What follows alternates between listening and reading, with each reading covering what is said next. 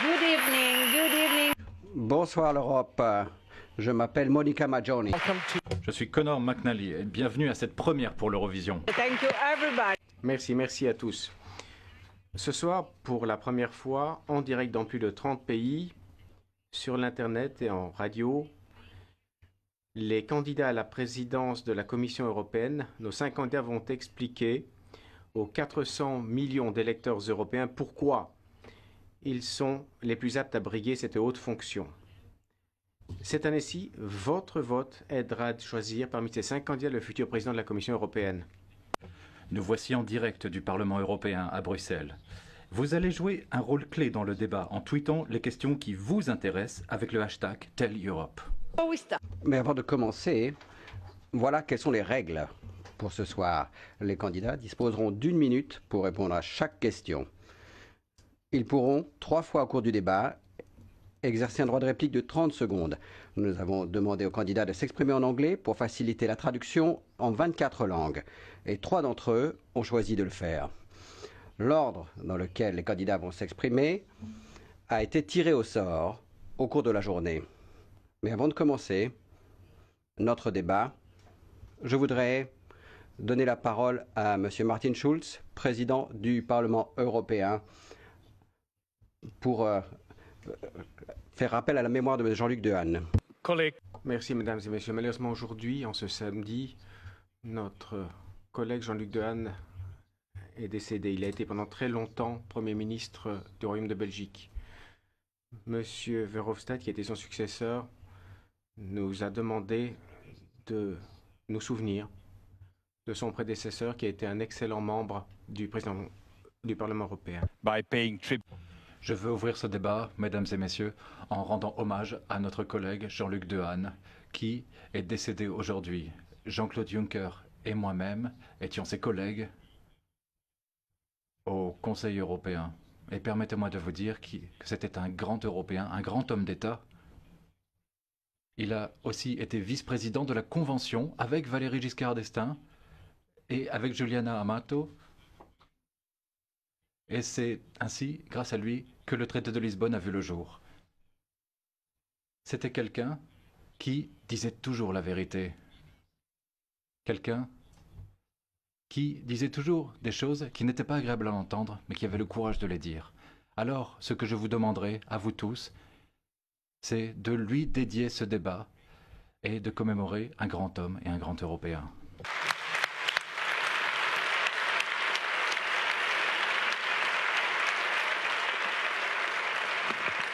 Thank you, Mr. Verhofstadt.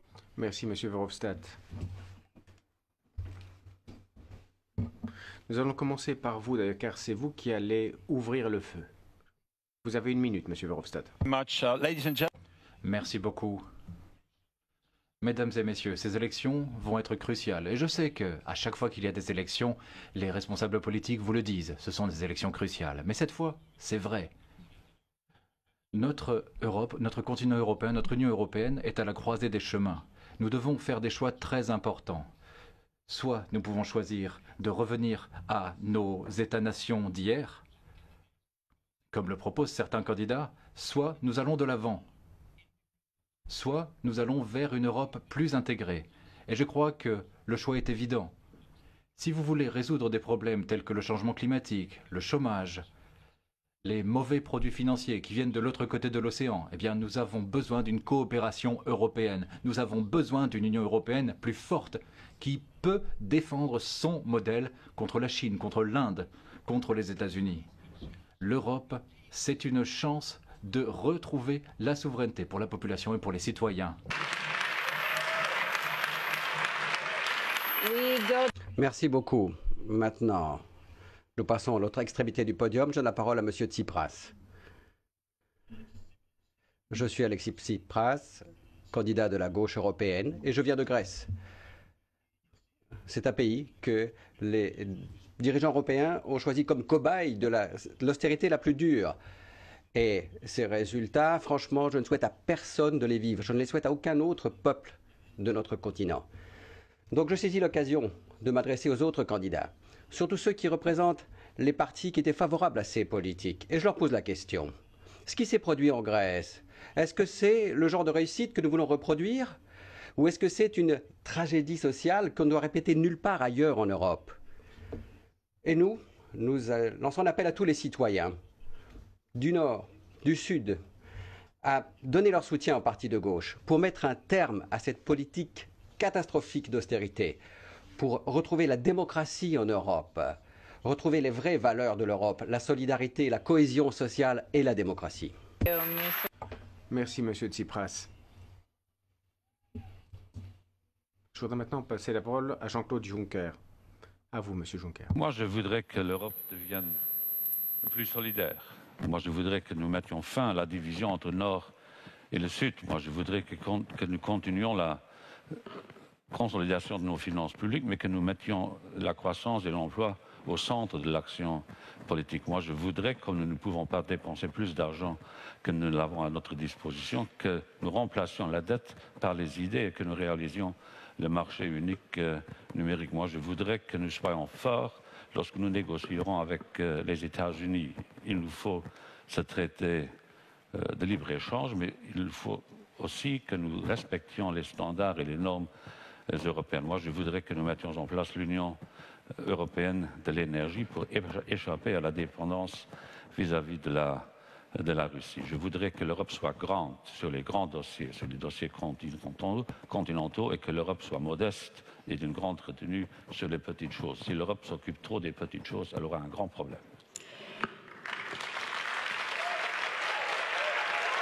Martin Schulz, it's the time. À vous maintenant, Monsieur Schulz. Merci beaucoup. Nous vivons dans une Europe où les contribuables paient pour les spéculateurs qui réalisent des millions de bénéfices sans payer d'impôts et font payer les contribuables pour les milliards de pertes qu'ils ont engendrées. Nous vivons dans une Union européenne où 6 millions de jeunes hommes, de jeunes femmes sont au chômage. Leur avenir est hypothéqué à cause d'une crise qui n'a pas été causée par ces personnes. C'est la raison pour laquelle je souhaite une Union européenne juste et équitable. Une Union européenne qui mette l'intérêt des citoyens européens en tête de ses priorités. C'est pourquoi ma commission, qui devra, et je tiens à le souligner, être équitable entre hommes et femmes, parce que l'équilibre ou le déséquilibre homme-femme est une autre honte de l'Union européenne, luttera contre la fraude fiscale, l'évasion fiscale, pour l'emploi et pour donner des chances aux jeunes. C'est mon programme et c'est ce programme que je vous demande de soutenir. Merci.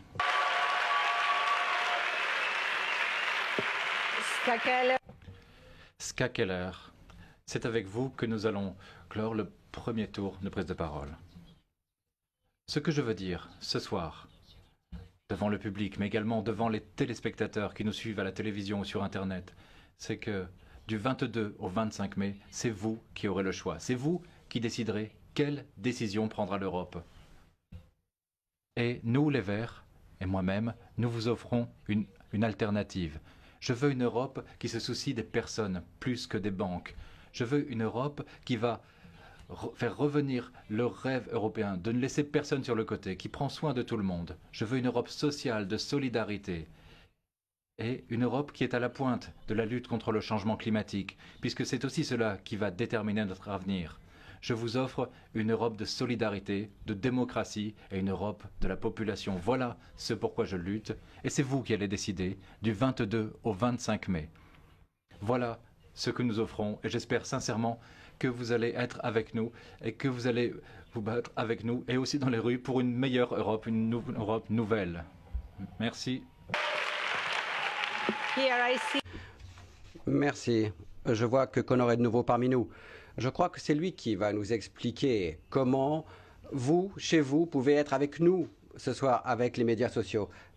Merci Monica. Ici, vous voyez sur l'écran, nous avons notre hub médias sociaux. Nous voyons comment nos rédacteurs coordonnent une équipe internationale d'experts de la radio et de la télé publique un peu partout en Europe. C'est eux qui travaillent d'arrache-pied maintenant pour établir le contact avec vous sur le web. Il y a des gens ici qui viennent d'Autriche, de France, de Finlande, d'Italie, d'Espagne, du Royaume-Uni. Il y en a encore d'autres qui travaillent avec nous en ligne, y compris des représentants du service public de République tchèque, d'Allemagne, d'Irlande, de Slovénie et d'ailleurs. Et nous invitons non seulement les citoyens de toute l'Union européenne à se faire entendre, mais nous vous écoutons, nous vous entendons. Et je peux vous dire qu'il y a déjà beaucoup de choses qui se passent et je vous en dirai plus très prochainement. Mais déjà, l'économie européenne est un sujet brûlant. Oui, c'est pourquoi d'ailleurs notre premier module de questions traitera d'économie. Le premier à prendre la parole sera Ska Keller. Voici la question. Plus de 5 millions de jeunes sont au chômage. En tant que présidente de la Commission, comment escomptez-vous leur rendre un avenir? Je pense que la question du chômage des jeunes, justement, doit être en tête de nos priorités. Et en tant que présidente de la Commission, ce sera là mon programme. Nous ne pouvons pas nous autoriser une Union européenne où l'ensemble d'une génération est perdue, où des jeunes perdent leur foi et perdent leur perspective d'avenir. Le chômage des jeunes est donc le mal qu'il faut éradiquer. Comment y arriver? Nous pouvons arriver à créer des emplois durables pour les citoyens en Europe que si nous créons une économie plus verte, plus durable.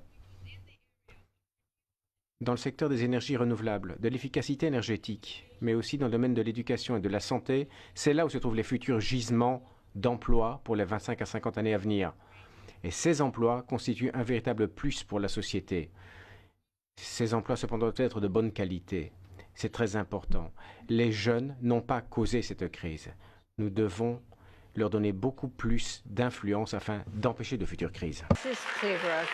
Monsieur Tsipras, comment allez-vous vous attaquer à ces questions? Si nous continuons ces politiques catastrophiques d'austérité, il n'y a aucune chance de résoudre le problème du chômage. Le chômage qui existe à l'heure actuelle en Europe est structurel. On a donné plus de 1,5 milliard d'euros pour aider les banques qui étaient en faillite. Et on en a décidé de donner 6 milliards simplement pour les jeunes chômeurs qui vont dépasser les 7 millions au cours de la prochaine décennie. Donc la solution au chômage, c'est de prendre des décisions courageuses en Europe, d'avoir un New Deal européen, avoir un accord, un nouvel accord pour venir en aide à l'emploi, allant au-delà du développement, de la croissance. Si nous poursuivons ces politiques d'austérité catastrophiques, nous n'aurons aucune chance de résoudre le plus grand problème que connaît à l'heure actuelle l'Europe. C'est le chômage, la marginalisation sociale et surtout le chômage des jeunes qui prend des dimensions explosives, surtout dans le sud de l'Europe. Martin Schulz, plus de 5 millions. Qu'allez-vous y faire? Oui, c'est 6 millions, même 6 millions de jeunes hommes et de jeunes femmes, peut-être la génération la mieux formée, la mieux éduquée de toute notre histoire, et ils sont au chômage. Et dans les pays où les taux de chômage des jeunes sont les plus élevés, eh bien le problème c'est que l'épine dorsale de cette économie, de leur économie locale, les PME, n'ont aucun accès au crédit. Alors, les banques obtiennent des prêts de la Banque centrale européenne à 0,25% de taux d'intérêt et ils ne les prêtent pas aux entreprises européennes, ils font de la spéculation. Alors, ma Commission européenne aurait un programme de microcrédit pour les pays où le taux de chômage est le plus élevé. Et ensuite, on combinerait les fonds de l'Union européenne avec les fonds de la Banque européenne d'investissement pour les petites et moyennes entreprises. Parce que ce sont les PME qui emploient les jeunes et ceux qui emploient les plus jeunes auront des taux d'intérêt avec des taux d'intérêt plus avantageux ou auront des délais de remboursement plus avantageux. D'une part, cela profitera à l'économie en soutenant les PME et d'autre part, on luttera contre le chômage des jeunes.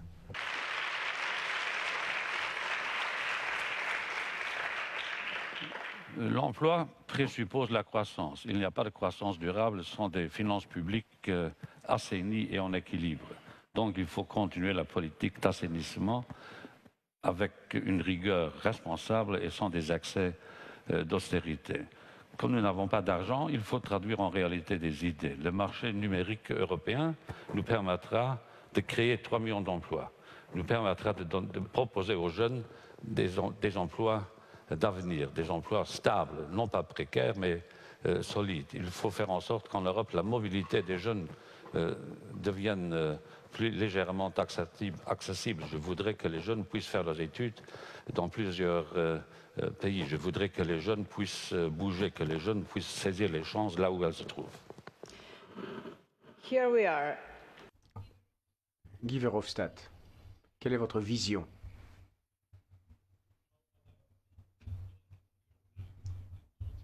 Ce que j'ai entendu, c'est un ensemble de vieilles recettes qui n'ont pas fonctionné pendant 5 ans en Europe.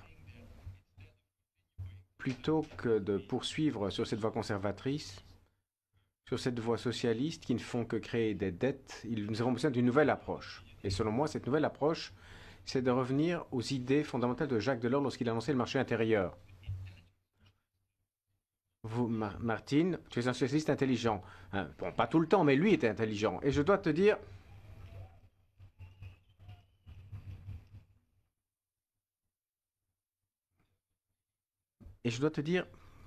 Est-ce que je peux récupérer les secondes de M. Schulz parce qu'il m'a interrompu?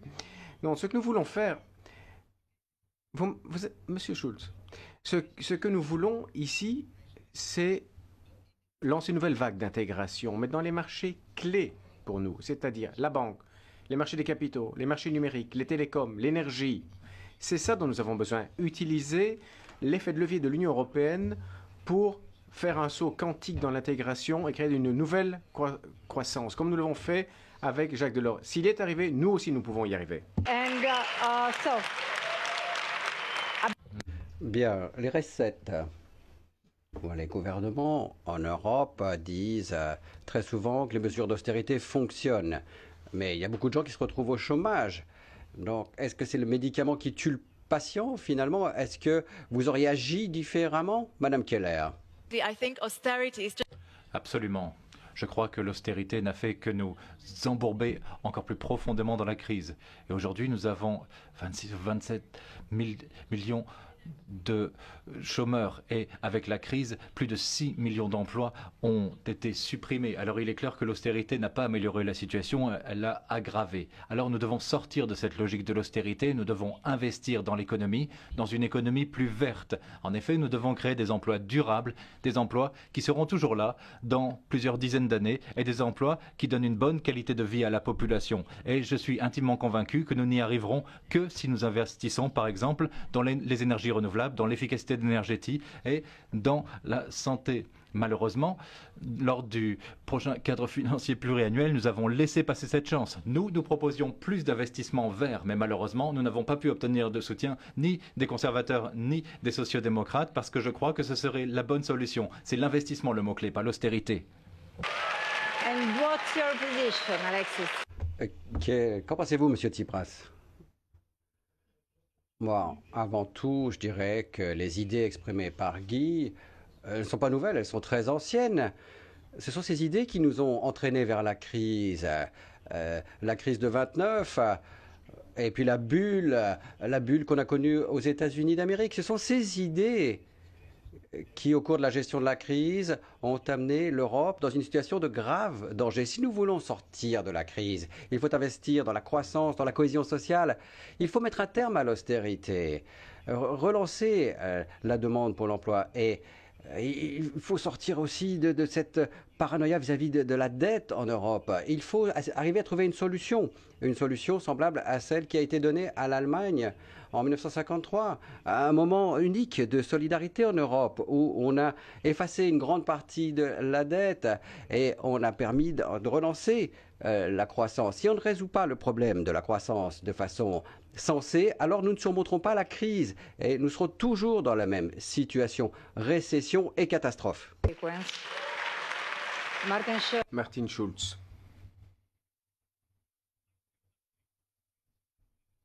Moi, j'aurais agi tout à fait différemment. Une combinaison entre la discipline budgétaire qui est inévitable et nécessaire et un investissement stratégique en la croissance et l'emploi. C'était la bonne façon de procéder. De façon unilatérale, on a réduit les budgets publics en disant, voilà, vous devez sabrer dans vos budgets, la confiance des investisseurs reviendra. Ça n'a pas été le cas de toute évidence. Ce dont on n'a jamais parlé, c'est de la lutte contre la fraude et l'évasion fiscale. 1 milliard d'euros en évasion fiscale et en fraude fiscale. Ce serait ma façon de procéder. On ne peut pas simplement parler de réduction de budget. Il faut aussi parler des recettes du budget européen, de croissance.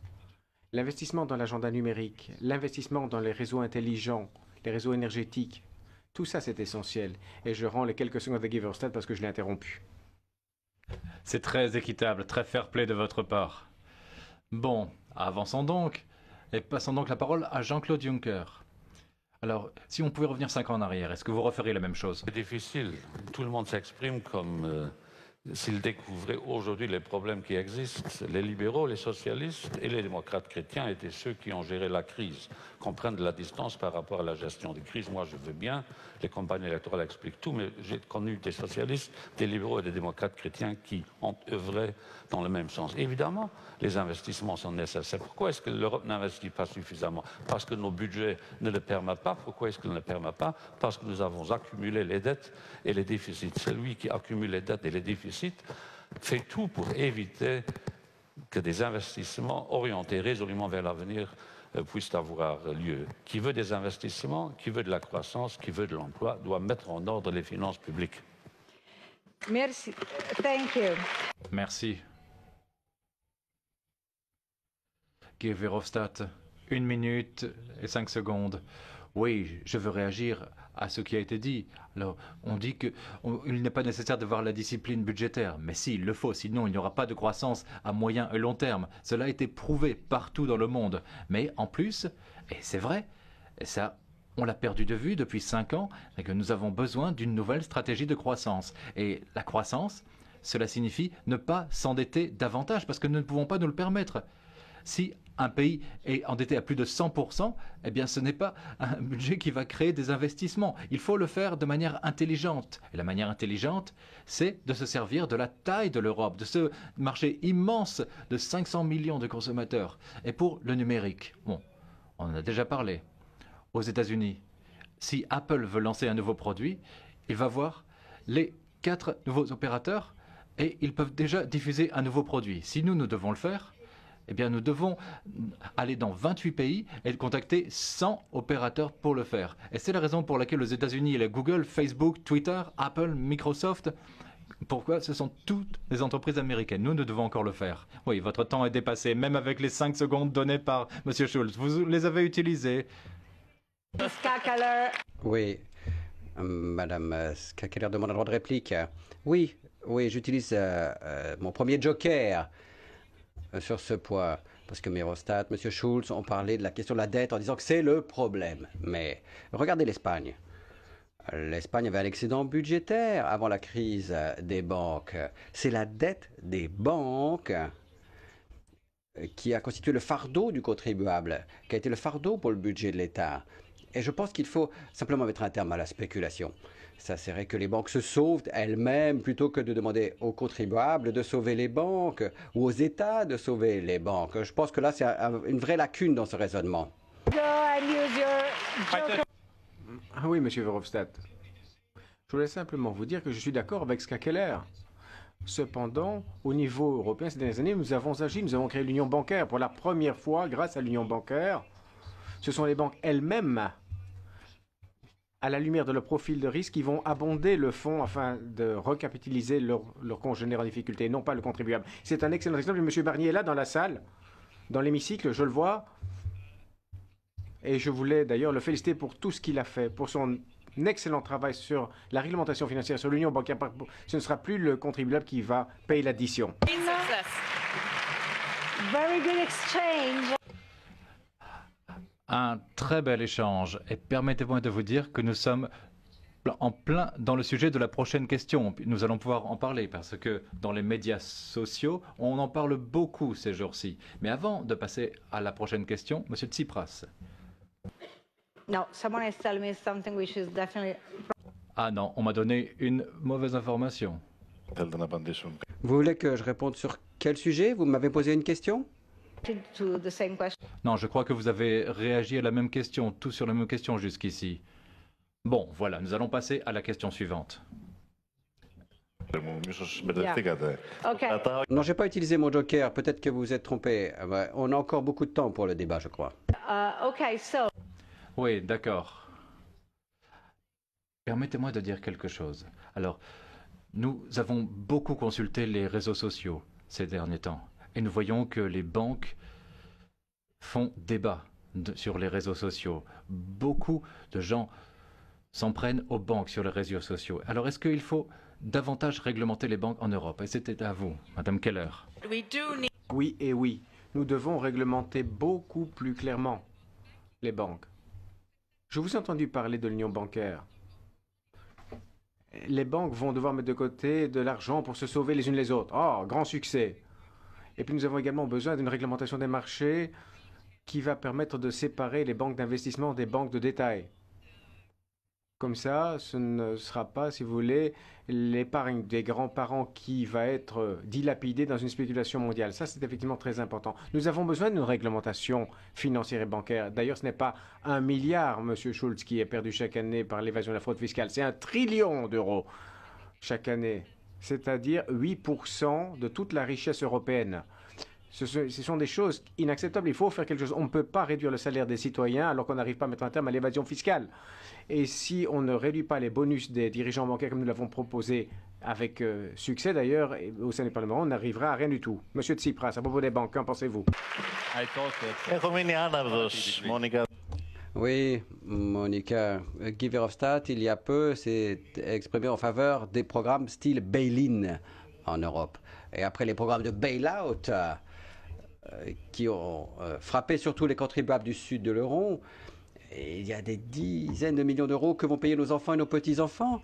Et maintenant, on a une nouvelle logique, c'est d'en venir à des solutions qui mettront tout le poids sur les gens qui ont des dépôts dans ces banques. C'est une logique tout à fait catastrophique pour l'Europe. Et moi, je voudrais poser une question. Est-ce que vous êtes d'accord avec cette logique, Monsieur Juncker, Monsieur Schulz? Ce que nous pensons, c'est qu'il faut trouver une solution globale pour alléger la dette, ce qui permettrait aussi aux banques de s'assainir grâce à une procédure de réduction des mauvais prêts qu'elles possèdent. Sinon, nous continuerons à ajouter des dettes à la dette. Martin Schulz. Merci. Martin Schulz, nous parlons des banques justement. L'union bancaire, c'est un premier pas. Nous devons sortir de ce cycle de la dette des banques. Certains des États membres ont connu une grande stabilité budgétaire dans leur dette souveraine jusqu'à l'arrivée de la crise bancaire. Et nous avons vu la catastrophe en Irlande, nous avons vu le désastre en Espagne. Par conséquent, la réglementation des banques a été un premier pas, ainsi que l'union bancaire. Et maintenant, il faut exercer un plus grand contrôle et surtout les mettre devant leurs risques et leurs responsabilités. Il faut que tout ceci soit contrôlé. Auparavant, on voyait que c'était les banques qui prenaient les risques et que c'était le contribuable qui en assumait la responsabilité. Donc, il faut mettre les banques devant les responsabilités. Et il faut les obliger à assumer leurs responsabilités pour le désastre qu'ils ont provoqué en Europe. Et le Conseil et le Parlement européen doivent s'y atteler. Et ce qui a manqué, c'est que Michel Barnier, à la Commission, a donné un soutien très efficace. Il est allé le plus loin qu'il pouvait aller. Et donc, ce que je propose dans ma Commission, c'est que l'on ait un contrôle beaucoup plus strict des banques. Vous parlez trop longtemps. Monsieur Juncker. Moi, je voudrais que nous ne passions pas notre temps à discuter de l'Europe telle qu'elle fut. Elle a changé, puisque grâce à Michel Barnier et à la Commission, nous avons su, dans le secteur bancaire, réorganiser les choses. Les banques, désormais, sont responsables. Nous avons sauvé des banques, mais nous ne les avons pas sauvées pour les beaux yeux des banquiers. Je me fous des beaux yeux des banquiers. Nous l'avons fait pour protéger les épargnants, pour protéger les salariés des banques, pour protéger les petites et moyennes entreprises qui avaient besoin de crédit. Nous l'avons fait parce que l'économie réelle se serait écroulée si le système financier se serait écroulé. Et je n'accepte pas qu'on dise que nous avons seulement appliqué des politiques d'austérité. Ce n'est pas vrai. Au début de la crise 2008-2009, nous avons investi 370 milliards d'euros d'une façon coordonnée pour protéger l'économie qui était en train de vaciller. Nous avons pratiqué une politique vraiment keynésienne au début de la crise. Nous n'avons pas fait les mêmes erreurs, commis les mêmes erreurs que dans les années 30. Ne comparons pas des choses qui sont incomparables. Merci. Guy Verhofstadt.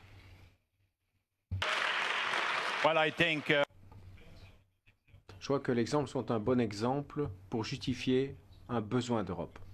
Oui, nous avons agi, mais nous devons aller plus loin. Dans la contribution des banques, il faut faire la différence entre les banques d'épargne et les banques d'investissement. Les banques d'investissement, les banques d'affaires doivent davantage abonder le fonds que les banques de détail. Ceci dit, M. Tsipras, aussi bien en Grèce qu'en Italie qu'au Portugal, ce n'est pas qu'une simple question bancaire. C'est une question de mauvaise politique dans vos propres pays.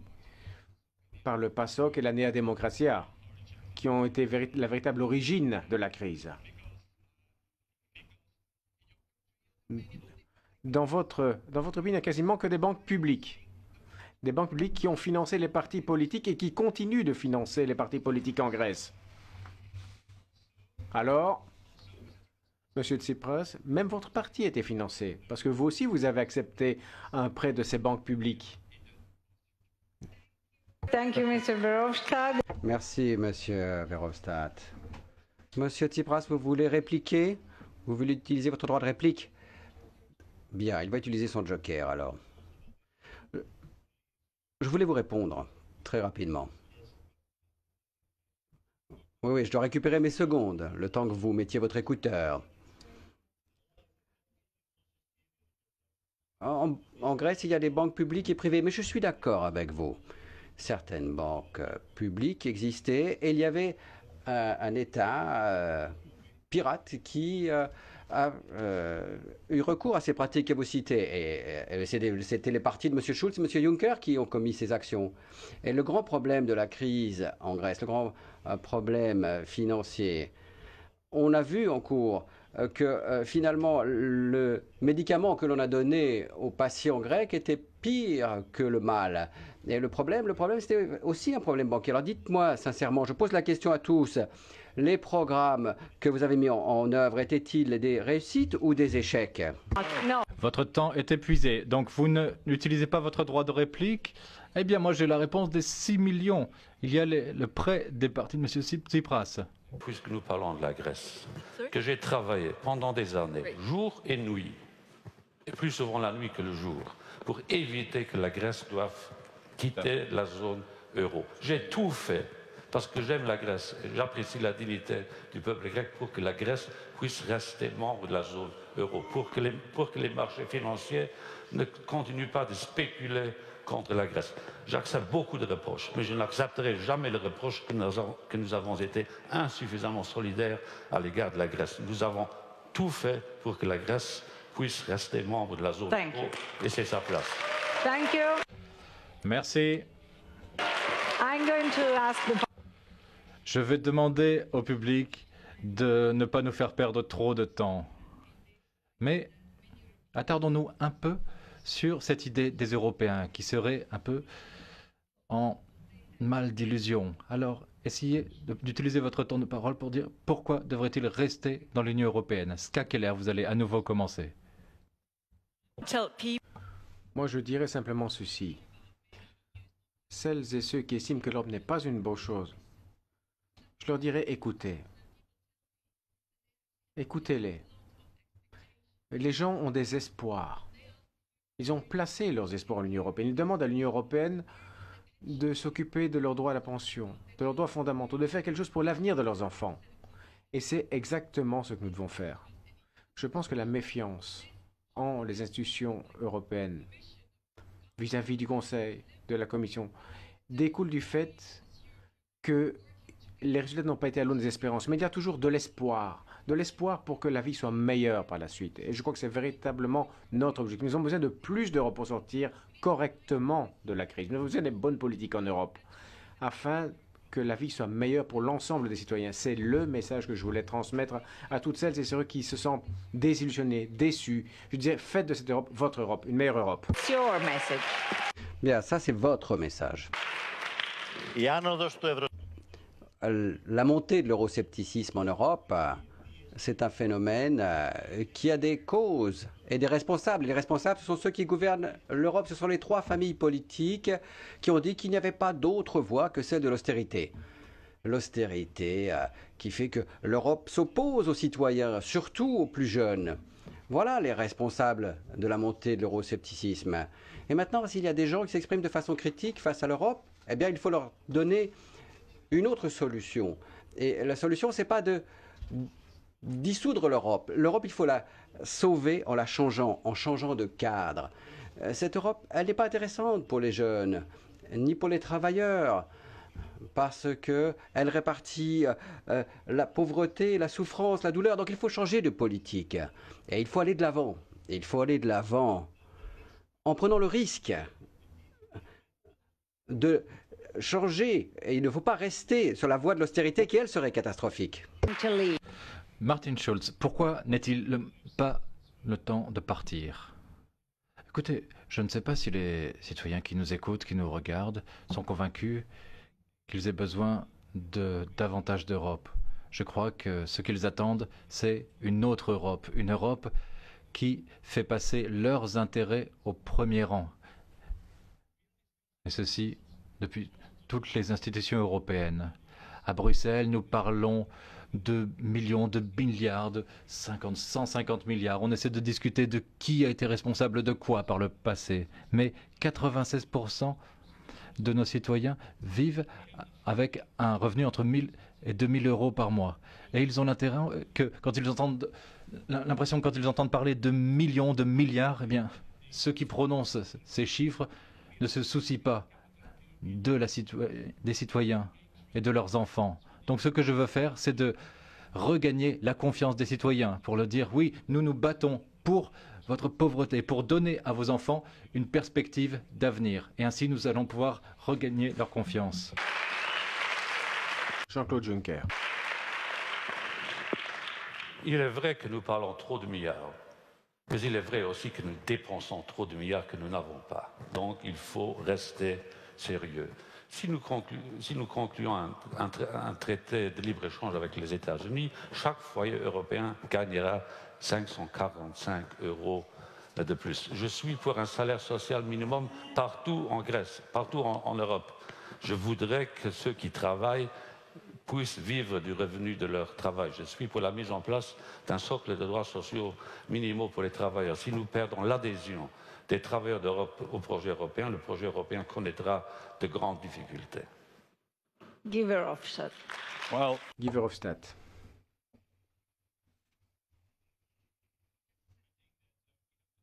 Je crois qu'il faut dire la vérité. Dans le sud de l'Europe, certainement, il y a beaucoup de gens qui veulent se débarrasser de l'euro. Tout d'abord, il faut le leur dire. Ce serait un désastre pour l'ensemble des économies en Europe. Aussi bien dans le nord de l'Europe que dans le sud de l'Europe si on en revenait aux devises nationales. Deuxième chose, vous devez quand même vous poser une question. Qui va payer les factures si nous en revenons à la drachme en Grèce, à la lire en Italie, à la pesette en Espagne? Qui va payer l'addition? Encore une fois, nous allons connaître les dévaluations compétitives du passé. Vous souvenez-vous de l'Italie? Tous les 2 ou 3 ans, l'Italie dévaluait pour rester concurrentielle. Mais qui va payer la facture de la dévaluation? Eh bien, les citoyens. Les citoyens, tous les citoyens. Pourquoi? Parce qu'ils vont perdre une partie de leur pouvoir d'achat. Ainsi que les retraités. Les retraités qui vont perdre une partie de leurs économies. C'est ça la réalité. Donc nous devons dire aux citoyens de l'Europe, revenir aux devises nationales, c'est aller à l'encontre de leurs propres intérêts et ce n'est pas la solution à nos problèmes. Madame Keller a demandé à exercer son droit de réplique. Nous allons l'entendre. Oui, je vais utiliser mon deuxième joker pour m'adresser à M. Juncker.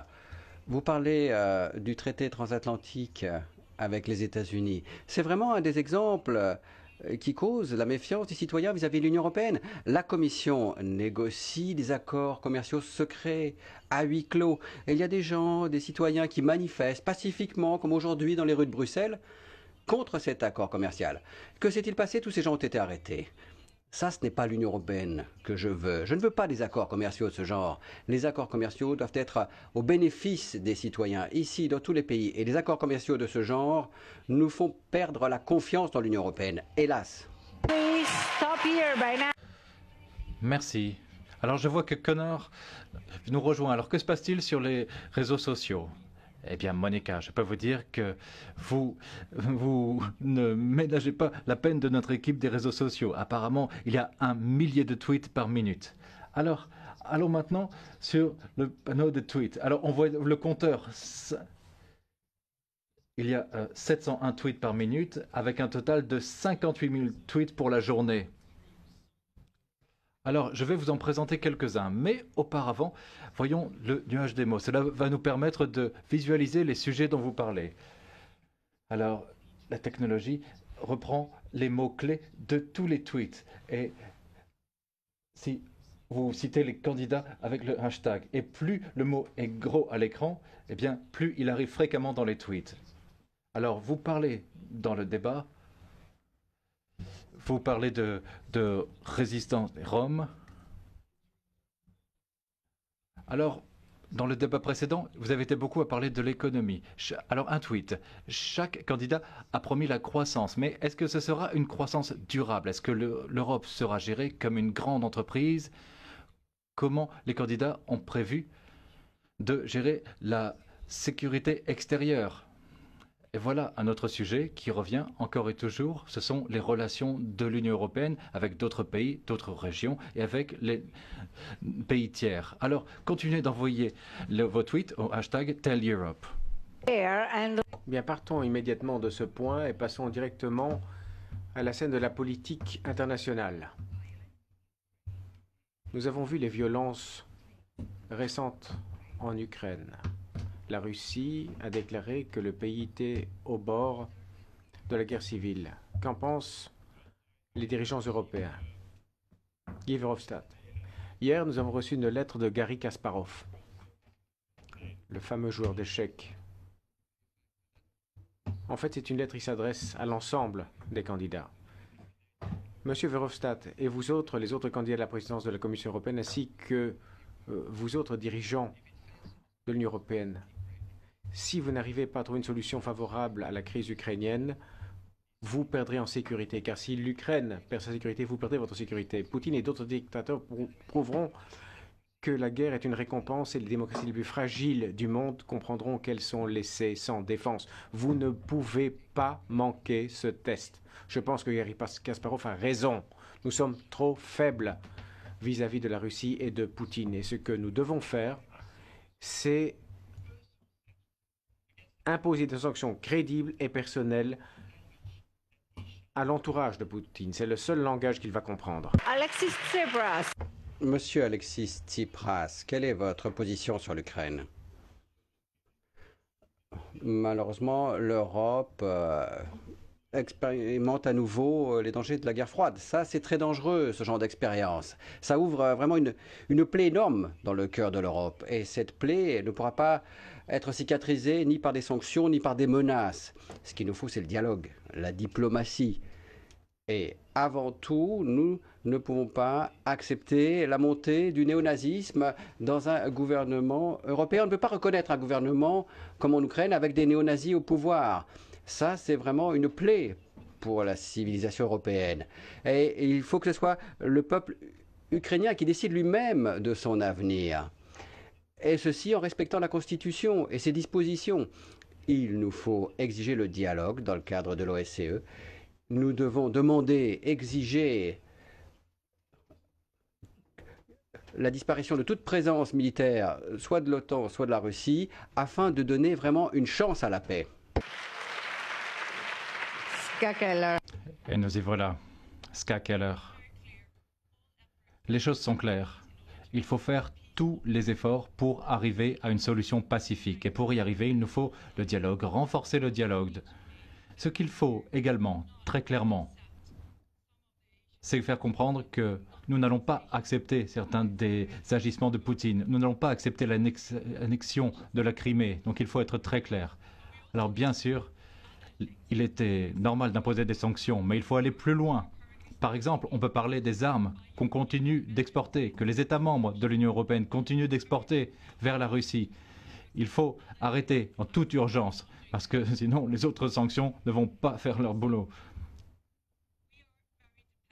De plus, nous sommes très dépendants de la Russie en matière d'énergie. Et nous, les Verts, nous avons toujours réclamé plus d'indépendance énergétique. Et nous devons enfin nous atteler à cette tâche. Et comment y arriver? Eh bien, c'est en investissant dans nos propres ressources renouvelables.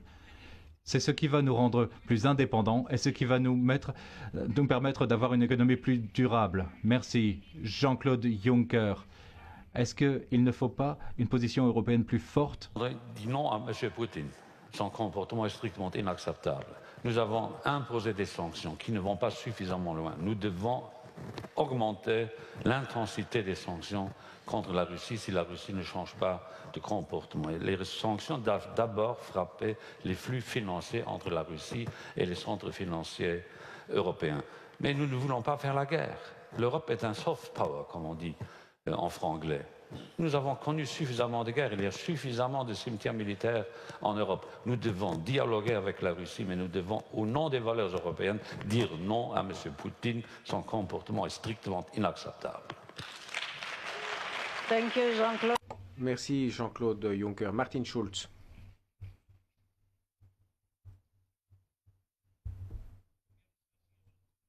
Ici, nous parlons de guerre. Soyons honnêtes. Il y a un véritable risque de guerre civile en Ukraine. Votre question était la suivante. Quel doit être le rôle de l'Union européenne? Nous ne sommes pas une puissance militaire. Ce que nous pouvons faire pour éviter une confrontation militaire, ce qui n'est pas ici de l'hypothèse, ça appartient au royaume du possible, mais ce que nous pouvons faire doit être entrepris.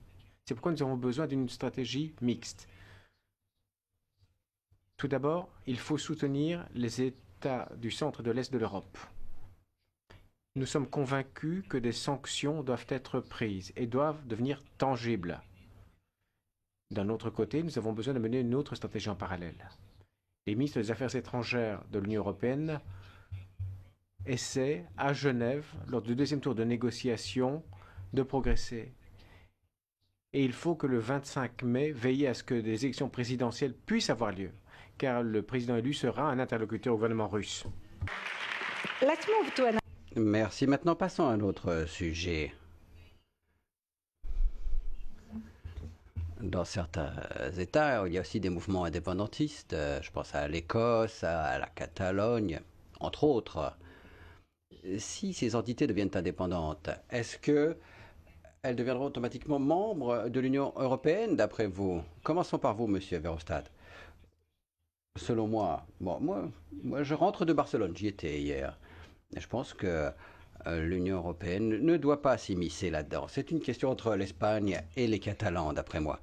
Et il ne faut pas intervenir sur toute façon négative, comme nous avons vu M. Barroso et d'autres dirigeants du PPE le faire au cours des dernières semaines. Laissons-les décider. L'Espagne et les Catalans. Ce n'est pas une question qui concerne l'Union européenne. Nous ne devons pas nous immiscer dans ces questions. Et puis, il faut aussi tenir compte de ce que pensent les gens. Nous n'allons pas construire une Union européenne dans laquelle la voix des citoyens ne compte pas sur des sujets majeurs comme ceux-ci. Et nous devons jouer un rôle positif, peut-être dans le dialogue entre l'Espagne et les Catalans, mais pas un rôle négatif comme celui qui a été joué par M. Barroso, dirigeant de la Commission, au cours des derniers mois. Which is your position? Merci. Alexis Tsipras, que pensez-vous de ceci? La gauche européenne respecte le droit à l'autodétermination des peuples. Mais nous pensons que les nationalismes, les confrontations, les oppositions entre peuples n'amènent jamais à un résultat positif. Jamais. Nous ne devons pas maintenant annoncer ou promouvoir la modification des frontières en Europe. Il faut respecter le droit des peuples, leur avenir. Il faut respecter aussi en même temps le droit international. Nous pensons, par exemple, que dans le cas de la Catalogne ou de l'Écosse, on pourrait avoir une autonomie renforcée dans le cadre d'une communauté fédérale. On pourrait, par exemple, c'est un peu semblable à ce qui se passe en Ukraine. L'Ukraine doit être une passerelle entre la Russie et l'Europe, et pas un champ de division. Il faut laisser le peuple ukrainien s'exprimer et peut-être choisir une structure fédérale qui favoriserait la paix et la réconciliation. Ska Keller. Merci. Ska Keller. Eh bien, pour moi, le droit des peuples à décider de leur avenir est très important. Alors je crois que les peuples d'Écosse et de Catalogne doivent avoir le droit de décider de leur avenir et de l'avenir de leur État. Et si j'étais présidente de la Commission, moi, je me féliciterais de leur décision si elles décidaient de devenir indépendantes. Et je serais heureuse de les accueillir dans l'Union européenne. Just a little technical detail here. Il y a un petit détail technique que nous avons dû régler et nous donnons la parole à Jean-Claude Juncker. Moi, je crois qu'il serait sage que nous n'intervenions pas dans ce débat. C'est un problème qui relève de la compétence du Royaume-Uni et du Royaume d'Espagne. Moi, je suis en faveur du principe qu'il faudra toujours et à chaque fois respecter les constitutions nationales. Les constitutions nationales doivent être respectées. Pour le reste, sur ces problèmes, nous devrions nous taire.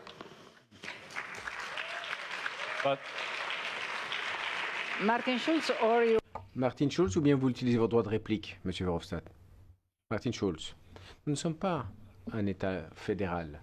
Nous sommes une union de pays souverains. Et il n'y a pas d'exemple préalable puisque les pays décident selon leurs ordres constitutionnels de façon divergente. Comme on l'a déjà dit, comme Mme Keller l'a dit, il va y avoir un référendum en Écosse. Dans d'autres pays, ce type de référendum n'existe pas. C'est pourquoi l'Union européenne ne peut pas répondre de façon univoque à ce type de questions. Si par exemple l'Écosse devait voter en faveur de son indépendance et devait devenir un pays indépendant, à ce moment-là, il faut qu'il y ait une procédure lui permettant de se joindre à l'Union européenne. Par contre, pour d'autres pays, c'est un autre cas de figure. Nous allons voir ce qui va se passer en Écosse, mais je ne pense pas que le modèle soit simplement duplicable à d'autres pays parce que nous n'avons tout simplement pas de modèle standard. Il faudra accepter ce qui se passe selon les ordres constitutionnels nationaux. Merci beaucoup. Maintenant, nous allons passer à un autre sujet très différent. Aujourd'hui, en Italie, on a vu des images très désagréables de ce qui s'est passé au large de Lampedusa. Donc, je vais vous poser la question en tant que candidat. Pour vous, est-ce que l'immigration est une question qui relève des États membres ou qui doit être traitée par l'Union européenne? Monsieur Verhofstadt, non pas les États membres. Les États membres, pour l'instant, sont responsables, mais il nous faut une politique commune d'immigration. Parce que nous avons maintenant, il nous faut une politique de l'immigration le plus rapidement possible. L'Australie en a une, le Canada aussi, les États-Unis également, mais pas nous. Et quelles sont les conséquences? Les conséquences, c'est qu'il y a de plus en plus d'immigration clandestine, illégale, parce qu'on n'a pas de politique d'immigration légale. Et il y a une deuxième conséquence. Il y a de plus en plus de traite des êtres humains au sein de nos frontières. Donc, il nous faut maintenant une politique commune sur ce sujet. Et puis, à propos des réfugiés, du droit d'asile, on ne doit plus avoir de concurrence entre États membres, mais un système unique. Mais également des accords justes entre les États membres. Regardez ce qui s'est produit en Syrie. Qu'avons-nous fait pour les réfugiés provenant de Syrie? Ils vont tous en Turquie, en Jordanie. Et seulement quelques milliers ont été accueillis en Europe. Et moi, je trouve que c'est un scandale si on regarde la tragédie qui se déroule en Syrie. Immigration. Monsieur Tsipras, les questions d'immigration. Bon, tout d'abord, moi je dis que c'est tout à fait illogique de vouloir résoudre un problème mondial comme celui de l'immigration ou des flux migratoires au moment où l'Union européenne finance ou participe à des opérations belliqueuses en Libye ou dans d'autres régions de la planète.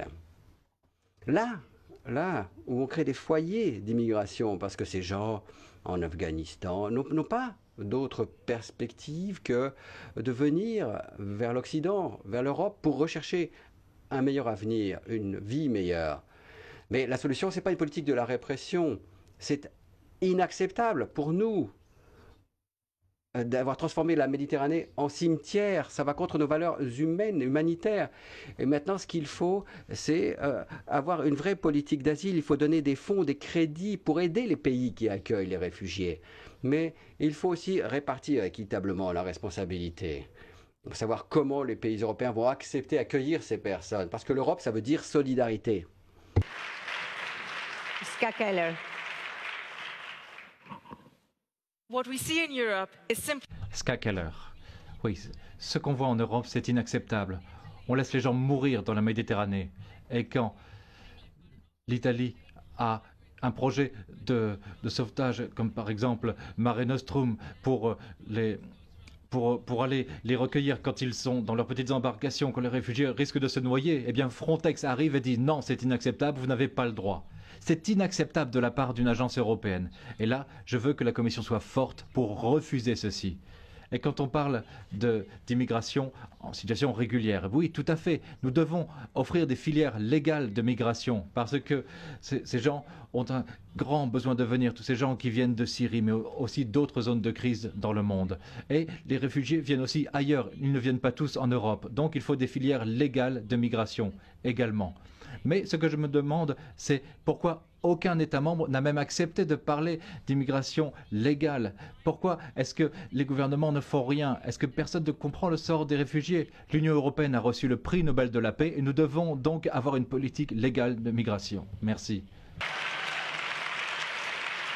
Jean-Claude Juncker. Nous devons régler par une loi européenne l'immigration légale. On ne peut pas continuer comme nous sommes en train de le faire. Mais la réglementation de l'immigration légale n'empêchera pas l'immigration illégale. Et donc, il faudra sur ce point agir avec plus d'engagement. Je voudrais que les États membres de l'Union européenne cessent de réduire leur budget d'aide au développement. Il faut résoudre les problèmes là où ils se posent. Il ne faut pas accepter que des pauvres gens africains, asiatiques, doivent prendre le bateau, trouver la mort en Méditerranée. Il faut aider les pauvres et ceux qui sont en douleur là où ils se trouvent. Fini cette politique de réduction permanente pour des raisons budgétaires mal comprises, les budgets de développement. Martin Schulz. D'abord, je suis très satisfait que M. Juncker nous dise qu'on a besoin d'un système d'immigration européen. Parce que quand je dis ceci, ce sont ses amis qui m'ont attaqué, n'est-ce pas? Donc je vois qu'enfin je les rallie à ma cause. Ce système européen doit être à l'instar de ce qui existe aux États-Unis, au Canada, en Australie. Il n'y a qu'en Europe qu'on n'a pas ce type de système intégré.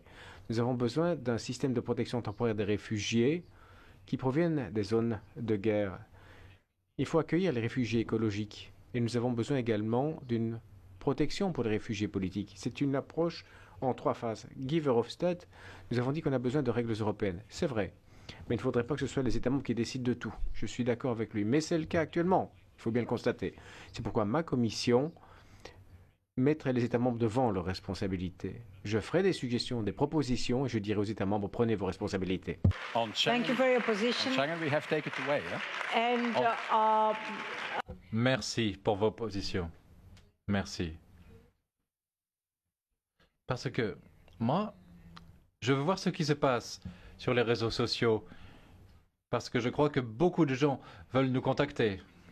Oui, je peux vous dire que les réseaux sociaux sont en train de chauffer et vous êtes en train d'occuper notre équipe. Alors, nous sommes présents dans plusieurs pays, y compris la France, l'Italie, l'Espagne et la Belgique. Et voici la ventilation des langues que vous utilisez. Alors, vous voyez l'anglais en première place, la langue la plus populaire sur Twitter actuellement, le français en numéro 2. Nous pouvons également vous dire qu'il y a plus de 10 000 utilisateurs individuels qui parlent de chaque partie de ce débat. Continuez vos tweets sur le hashtag #TellEurope. Monica. Oui, ça m'intéresse beaucoup, ces mots. C'est une bonne suggestion de les passer en revue pour comprendre. Merci beaucoup, Connor. Maintenant, passons ensemble au dernier groupe de questions. On va voir quelle est votre vision pour la suite en Europe. Alors, la première à répondre à ces questions sera Ska Keller. Et je vais poser une question. Personnellement, que pensez-vous, par exemple, des symboles religieux dans l'Union européenne? Est-ce qu'il peut y avoir des crucifix dans les bâtiments publics? Est-ce que les femmes devraient pouvoir porter le voile dans l'espace public? Qu'en pensez-vous de ces symboles religieux? Oui, merci. Vous avez déjà pris 2 secondes de mon temps. Oui. Ces symboles religieux, ce n'est pas forcément quelque chose qui doit être réglementé au niveau européen. Ce qui est important, c'est que la liberté individuelle soit préservée. Et que dans l'espace public prévale une sorte de neutralité, tout en permettant aux gens qui choisissent de porter le voile de le faire dans les bâtiments publics. Mais là, nous ne devons pas réglementer au niveau européen, parce que cela dépend aussi grandement du contexte local. Mais ce qui est très important, c'est que le droit d'exprimer sa liberté religieuse soit respecté, tant que cela n'empiète pas sur les droits des autres. Guy Verhofstadt, qu'en pensez-vous? Je suis en faveur d'un droit antidiscrimination au sein de l'Union européenne. Vous savez, ce type de valeur est tellement important qu'on ne peut pas les laisser au bon soin de la subsidiarité, la liberté de la presse, la liberté de la religion. Un certain nombre d'autres problèmes éthiques. Moi-même, d'ailleurs, je reviens d'Espagne, donc j'ai eu l'occasion de rencontrer des personnes là-bas. Il y a tout un débat, notamment sur l'avortement et sur la législation en matière d'avortement. Je pense que nous avons besoin qu'un certain nombre de valeurs fondamentales soient réunies dans un droit anti-discrimination le plus rapidement possible. Est-ce que vous êtes pour ou contre? Vous autorisez ou pas? On peut continuer comme M. Orban, si vous voulez. M. Orban, par exemple, en Hongrie, change sa constitution toutes les 5 minutes pour y introduire de nouvelles valeurs. On peut faire ça aussi, si vous voulez. La réalité, par exemple, c'est que certaines minorités ne sont pas protégées. La réalité, c'est que certaines religions ne peuvent être exercées. Donc je pense qu'une solution européenne est absolument nécessaire. Oui, je vous ai donné 5 secondes de plus parce qu'on vous a coupé la parole. Mais Jean-Claude Juncker, vous avez la parole. Qu'une législation européenne antidiscrimination est essentielle. Il y a les grands principes, il faut les défendre partout. Toute religion, toute philosophie, toute attitude par rapport à la vie mérite respect. Mais je ne crois pas que l'Union européenne doive s'immiscer dans la façon dont s'expriment les religions, les philosophies, les attitudes par rapport à la vie. Laissons à l'Union européenne le soin de fixer les principes et d'être intraitable sur les principes, mais ne nous immisçons pas dans les traditions régionales, dans les traditions locales, dans les traditions nationales. L'Europe a suffisamment de choses à faire pour ne pas vouloir à tout prix interférer dans ce genre de débat. Les principes, oui, défense des principes, oui, mais quant aux modalités pratiques, laissons faire les États membres tant qu'ils ne violent pas les grands principes. Alexis Tsipras. Monsieur Tsipras, que pensez-vous de ces questions de religion? Moi, je suis un citoyen qui vit dans un État membre de l'Union européenne et je pense qu'en tant que tel, chacun doit respecter les règles constitutionnelles de chaque pays. Mais chaque État, lui, doit respecter les traditions de chaque citoyen.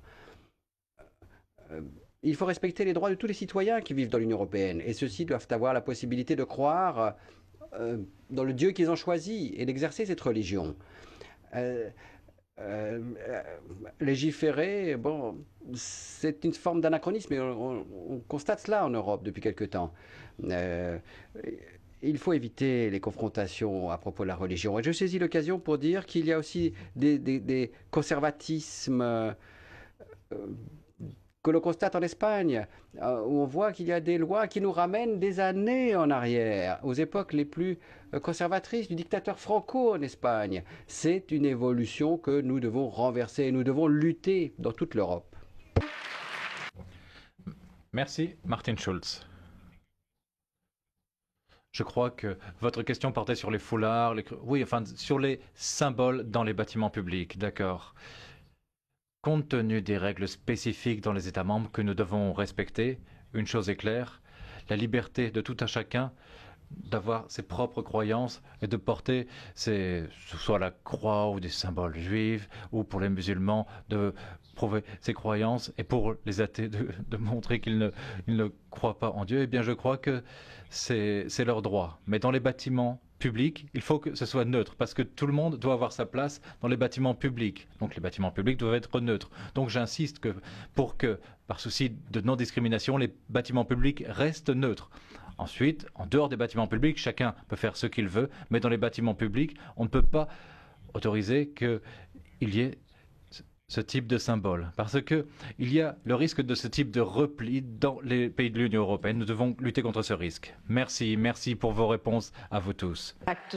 Je reviens un instant aux dernières élections Quand je vois les données que j'ai devant les yeux, 43% seulement des électeurs se sont rendus aux urnes lors des précédentes élections européennes. Qui en est responsable? Pourquoi le public n'est-il pas intéressé? Est-ce votre problème? Notre problème? Qui est responsable? Ska Keller. Je ne pense pas que les gens se moquent de ce qui se passe en Europe. Je pense que c'est tout le contraire. Mais il y a un sentiment largement répandu selon lequel ce n'est pas en votant qu'on va changer la situation. Et c'est là où se trouve le problème. Il y a une méfiance en les institutions, en des institutions comme le Parlement européen. Et c'est là où nous devons agir. Nous devons faire comprendre que nous pouvons faire changer les choses au niveau européen, que nous avons des idées. D'ailleurs, moi, j'ai déjà eu l'occasion d'expliquer ce qu'on pouvait faire pour l'économie, pour les jeunes, pour renforcer la démocratie, pour donner aux citoyens davantage de pouvoir et de parole. Nous avons besoin de renforcer la démocratie européenne. Et quand je dis ceci, ça ne signifie pas simplement demander aux gens d'aller voter. La démocratie, c'est bien davantage. C'est faire entendre la voix du citoyen en permanence et pas une fois tous les 5 ans. Nous devons également parler des problèmes et tous les jours débattre des meilleures solutions pour l'Europe. Aller dans telle ou telle direction. Et je suis certain qu'à ce moment-là, ça va intéresser les citoyens. Nous devons aller voter du 22 au 25 mai pour dire que nous voulons donner un sens à l'Europe. Bien, nous allons passer à M. Verhofstadt. Nous avons besoin d'hommes et de femmes politiques qui défendent l'Europe. Pour l'instant, nous défendons tous l'Europe avec le bon argument de la paix. Mais maintenant, il faut donner d'autres arguments aux jeunes générations. C'est-à-dire que nous allons créer de l'emploi, résoudre les problèmes économiques, mais aussi qu'aux problèmes européens, nous pourrons protéger des valeurs qu'il est impossible de protéger au niveau national. L'exemple de la vie privée et des libertés publiques, il y a eu le cas NSA, il y a eu Snowden, et il nous faut un règlement sur la protection des données en Europe, afin de préserver l'intimité et la vie privée, les données de nos citoyens, et surtout des plus jeunes générations. Et plus encore, il y a un nouvel arrêt de la Cour de justice européenne sur Google qui montre que nous sommes sur la bonne voie. La Cour dit, bien sûr, il y a besoin d'insérer le droit à l'oubli dans la législation européenne. Et il faut la vie privée choisie par défaut. Et si nous résolvons ce problème, je suis sûr que les jeunes et les populations européennes se retourneront à nouveau vers l'Union européenne. Nous devons cesser de parler de l'Europe comme nous avons pris l'habitude de le faire. Très souvent, les gouvernements nationaux se déchargent lorsqu'il s'agit de prendre la responsabilité sur l'Europe. La Commission européenne est responsable de tout, comme si les États membres, leurs gouvernements et leurs parlements nationaux n'existaient pas. Je crois que nous devons replaider la cause de l'Europe et nous devons expliquer aux jeunes que l'Europe est en train de s'affaiblir. Économiquement, nous allons perdre en importance. Démographiquement, nous serons 4% sur 10 milliards d'hommes et de femmes au début du prochain siècle. L'heure est donc venue de nous unir et de dire aux Européens que nous avons besoin de l'Europe. Si nous n'avions pas l'Europe et si nous n'avions pas l'euro aujourd'hui, tous les pays européens seraient en guerre monétaire ouverte. L'Allemagne contre la France contre l'Espagne. Après les événements de l'Ukraine et après la crise économique et financière, l'Europe serait en guerre monétaire. L'Europe protège et l'euro protège les Européens. Thank you. Alexis. Merci, Monsieur Tsipras. Le plus grand déficit en Europe à l'heure actuelle, c'est le déficit démocratique. Et les citoyens s'abstiennent parce qu'ils ne pensent pas que leur vote ou leur voix pourra contribuer de façon substantielle à la définition de l'Europe de demain. Et le Parlement européen perd de plus en plus de compétences. Les sommets deviennent des sommets à 28 chefs d'État qui décident finalement ce que veut Mme Merkel. Et en vérité, je voudrais poser la question à M. Juncker.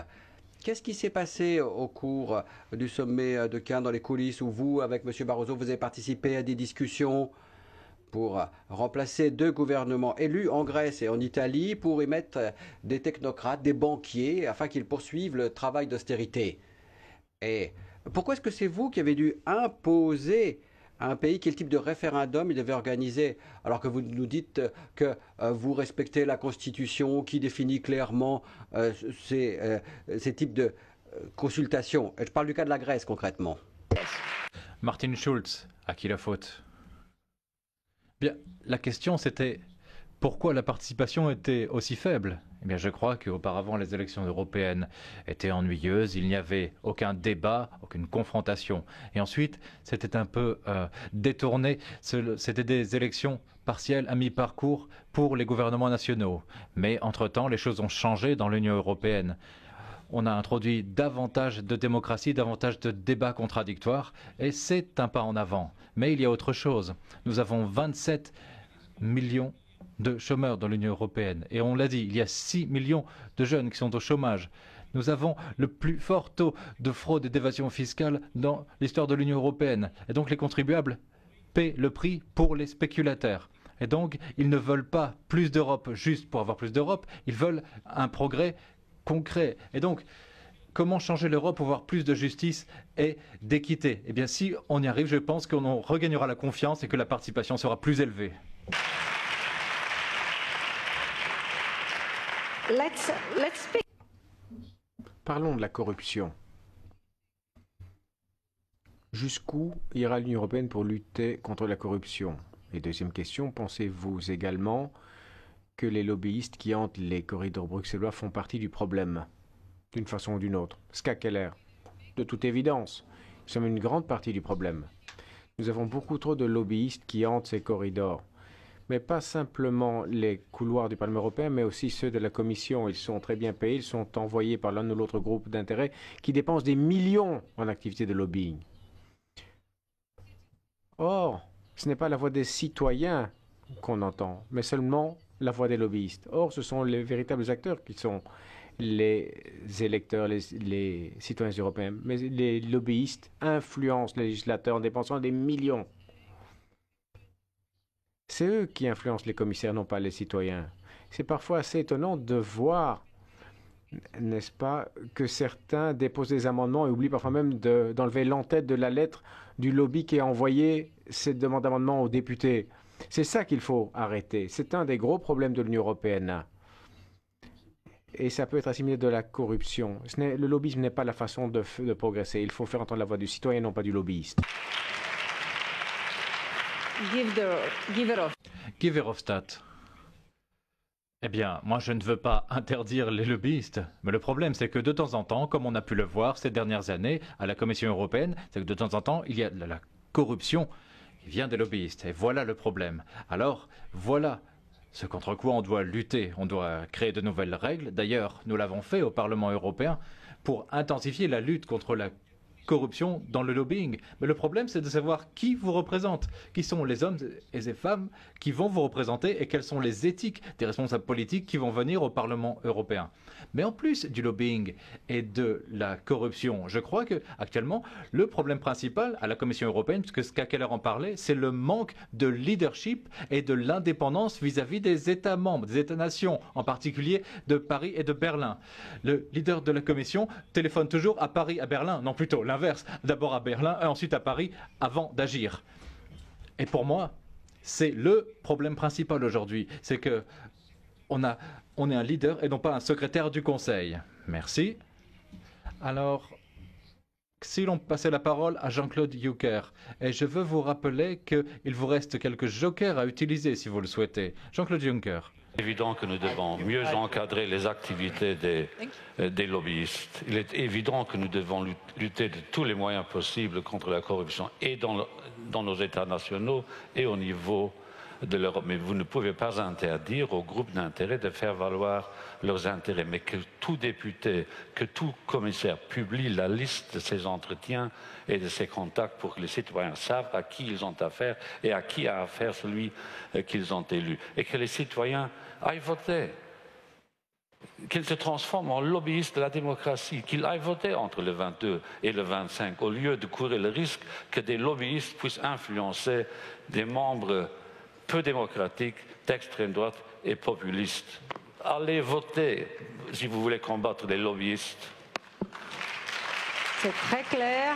Et donc, it's so clear. C'est parfaitement limpide. Monsieur Tsipras, maintenant. Ce phénomène de la corruption, il est structurel en Europe. En particulier dans le sud de l'Europe, il faut le reconnaître. Et lutter contre la corruption, ce n'est pas simplement du ressort des États membres. C'est aussi du ressort de l'Union européenne dans son ensemble. Nous pensons qu'il serait bon d'avoir une législation européenne efficace en faveur de la transparence et de la lutte contre la corruption. Et nous pensons également qu'il faudrait avoir une législation efficace pour lutter contre l'évasion fiscale, les sociétés offshore, qui sont aussi des phénomènes liés à la corruption et des types de crimes financiers. Et tout cela, je pense, nécessite une volonté politique de la part des gouvernements et des dirigeants de l'Union européenne. Parce que derrière tout cela se cachent des conflits avec de grands intérêts, comme en Italie par exemple, où le pouvoir judiciaire essaye de lutter contre la mafia et son implication, ses liens avec le pouvoir politique. Martin Schulz. Martin Schulz. La corruption est un phénomène européen et c'est vrai, il faut lutter contre lui, c'est vrai. Et c'est vrai que la Commission et le Parlement sont les cibles des lobbyistes et des objets de corruption. Ce qui est nécessaire au niveau européen et au niveau national, c'est d'être beaucoup plus attentif. Par exemple, au Parlement européen, 2 députés ont présenté des amendements provenant directement de groupes d'intérêt. Un a été condamné à 4 ans de prison et un autre fait l'objet d'un procès qui n'a pas encore débuté. Mais la corruption ne doit pas, n'est pas simplement le simple fait d'un coup de fil de M. Barroso à Mme Merkel, mais ça dépend de la volonté des États membres de coopérer avec nous aussi. Je pense que la Commission devrait réfléchir dans nos prises de position, dans nos initiatives, nous devons dire ce que nous voulons, dire quelle sera notre stratégie vis-à-vis des lobbyistes, être beaucoup plus transparent sur le registre des lobbyistes et puis ensuite agir avant que les lobbyistes n'aient véritablement eu le temps d'influencer le débat. Ska Keller a demandé à déposer un joker.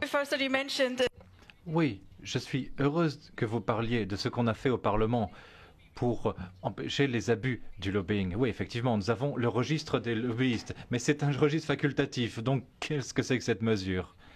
Nous devons également nous en prendre au conflit d'intérêts. Il nous faut un registre au Parlement européen sur les revenus annexes, y compris de ceux des députés européens. Parce que là aussi, vous, Monsieur Verhofstadt, vous auriez pas mal de choses à déclarer à ce sujet. Et je crois qu'il faut être transparent sur notre manière de légiférer dans tous les sens du terme. Et Monsieur Schulz, je pense que c'est dommage que vous ayez empêché Transparency International de faire une enquête au Parlement européen. Oui, mais le temps est dépassé. Mais je crois que Monsieur Verhofstadt a demander un droit de réplique. Bon, Ska Keller ne le fait peut-être pas, mais moi j'utilise le registre de transparence du Parlement européen. Avec mes mandats, avec mes revenus, c'est tout à fait clair. Et ainsi, tous les journalistes, et il y en a beaucoup en Europe, peuvent le consulter et voir quels sont mes mandats, entre autres. Je suis ouvert, transparent, en tant que député européen. Oui. Vous n'avez pas dit le contraire. OK. Shall we move? Bien, je vous propose maintenant de passer à un autre sujet. En fait, nous vous avons présenté comme les candidats officiels. Mais certains estiment qu'aucun d'entre vous ne sera le futur président de la Commission européenne. Quelle est votre réponse, Ska Keller? Bien, il y a beaucoup de chances qu'un d'entre nous ou une d'entre nous sera le ou la présidente de la Commission européenne. C'est comme ça que ça doit être. Pourquoi? Parce que les citoyens font un grand bond en avant en élisant le président de la Commission européenne. C'est un grand plus pour la démocratie qui est inscrit dans le traité de Lisbonne. Et si les États membres décidaient, c'est une hypothèse, de passer outre le traité de Lisbonne et de désigner leur propre candidat, ce serait un véritable soufflet vis-à-vis de la démocratie européenne.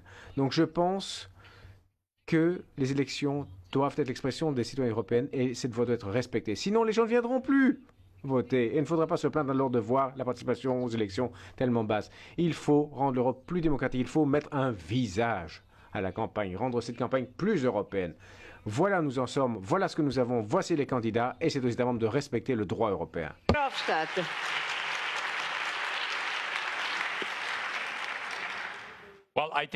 Monsieur Verhofstadt, c'est impensable de ne pas prendre un des candidats. Nous sommes d'accord? Ça, c'est le premier accord entre nous aujourd'hui. Bon, plus sérieusement, ça ne peut être que l'un des candidats. Sinon, nous pouvons tout simplement fermer la porte du Parlement européen et de la démocratie européenne. Si tout cela n'était qu'un petit jeu que nous allons jouer tous les 5 ans. Et puis les États membres, après, se réunissent à huis clos et choisissent quelqu'un d'autre. Ce n'est pas possible. Ensuite, nous nous sommes mis d'accord aussi avec les partis politiques à un niveau européen pour dire le candidat doit disposer d'une majorité. Ce ne sera pas forcément le premier candidat après les élections. Bon, lui, il pourra essayer, sera le premier à essayer. C'est normal. Ce sont les règles de la démocratie parlementaire. Celui qui a le meilleur résultat est le premier à essayer de bâtir une majorité. Mais personne en dehors des candidats. Les 28 premiers ministres et les 28 gouvernements ont signé le traité de Lisbonne, les parlements l'ont ratifié. Ce traité prévoit que le Conseil européen doit respecter, après les avoir pris en considération, les résultats des élections au Parlement européen. Si le Conseil européen ou si certains membres du Conseil européen ne le feront pas, ce sera un déni de démocratie, la négation de la démocratie. Il est évident qu'en 2019, si on ne respecte pas les résultats des élections européennes, plus personne n'ira voter parce qu'on aura expliqué aux citoyens que les premiers ministres et que les chefs d'État sont importants et que les citoyens ne comptent pas. Je voudrais que la voix et que les voix des citoyens comptent plus en Europe. Thank you, Mr. Juncker. Merci, Monsieur Juncker. Alexis Tsipras.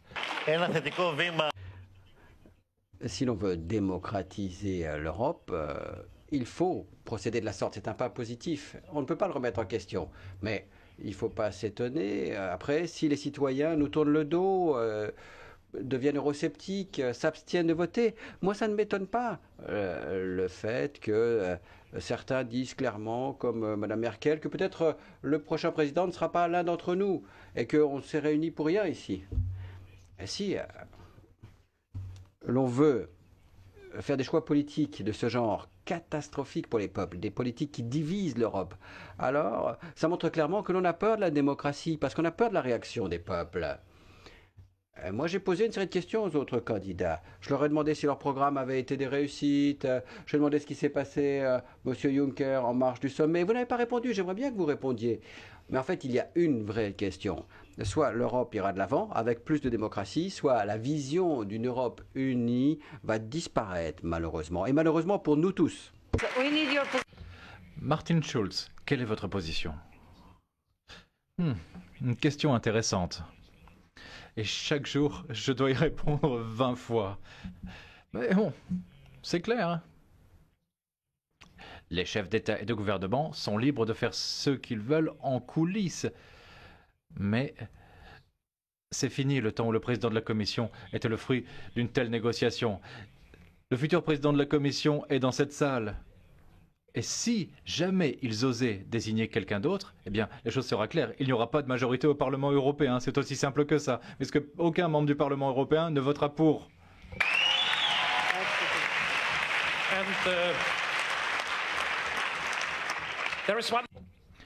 Et puis, il y a une chose intéressante, un élément intéressant.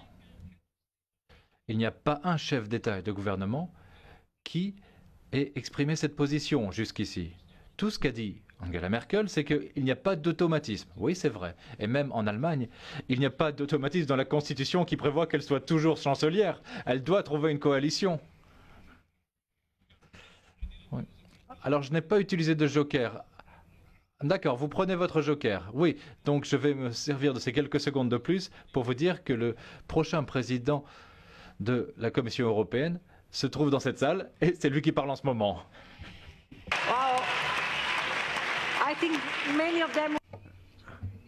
Je crois que beaucoup à ce moment-là souhaiteraient utiliser leur joker. Mais non, c'est les citoyens qui vont utiliser leur joker.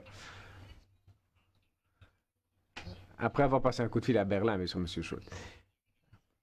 Non, s'il vous plaît. Vous allez avoir maintenant 30 secondes chacun. Oui, 30 secondes chacun, car nous arrivons à la fin de ce programme. Pour répondre à une dernière question. toujours au propos de votre vision. Pourquoi les citoyens doivent-ils voter pour vous? Ska Keller, 30 secondes. Moi, ce que je vous propose à vous, citoyens européens, vous qui vivez en Europe, pour être plus précis, c'est de me concentrer sur une Europe qui offre de l'emploi, de la protection sociale, qui lutte contre le changement climatique, qui va ressusciter le rêve européen, qui va s'occuper de tout le monde. Je veux créer une Europe pour les gens qui y vivent. Réapproprions-nous l'Europe. Faisons-le le 25 mai, mais après aussi. Voilà ce que je vous propose. Guy Verhofstadt.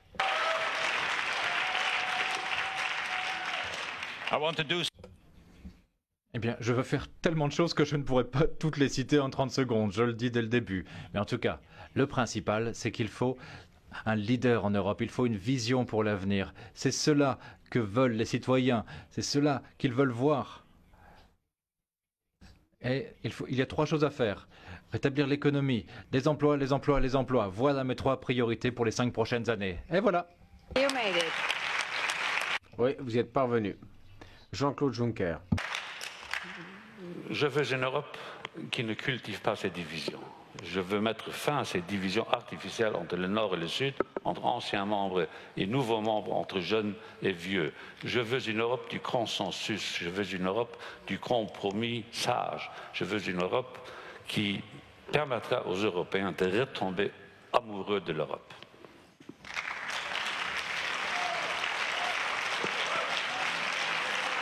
Alexis Tsipras. Thank you so much. I will use my jokers also. Je vais aussi utiliser mes jokers. Tout d'abord, nous voulons une Europe qui appartiendra à ses peuples, une Europe des peuples, qui renforcera la démocratie, la participation. Le Parlement doit prendre des décisions importantes et les citoyens décideront des questions les plus importantes par référendum. Et plus de décisions à huis clos, plus décidées par des dirigeants en dehors de la souveraineté et de la décision populaire. Ensuite, nous allons chasser la troïka des institutions européennes, la catastrophoïka, comme on l'a appelé. Ensuite, nous allons procéder à une procédure de sommet, de consultation européenne pour essayer de sortir de la crise et grâce à la solidarité, la cohésion sociale et la démocratie. Thank you, Alexis Tsipras. Merci Alexis Tsipras et nous passons la parole à Martin Schulz. Nous vivons dans la maison européenne et l'on doit ouvrir les fenêtres et les portes pour permettre aux citoyens de voir ce qui se passe à l'intérieur de la maison Europe. Et je veux une Commission et une Union européenne qui placent les intérêts des citoyens au premier plan. J'ai été conseiller municipal, j'ai été maire bien avant d'être au Parlement européen et je sais que les gens souffrent en Europe. Je veux changer l'Europe, je veux la transformer en un espace où chacun aura une meilleure vie et en particulier que les jeunes générations aient une perspective de meilleur avenir pour toute l'Union européenne. Merci.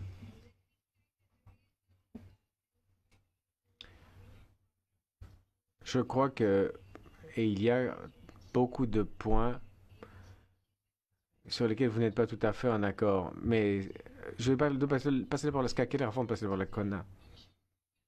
Oui, nous parlons de l'Europe aujourd'hui. Il ne faut quand même pas oublier non plus que des citoyens souffrent de la persécution, de la dureté de la vie, de la pauvreté.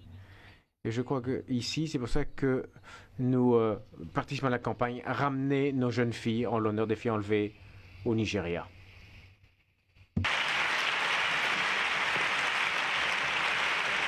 Thank you.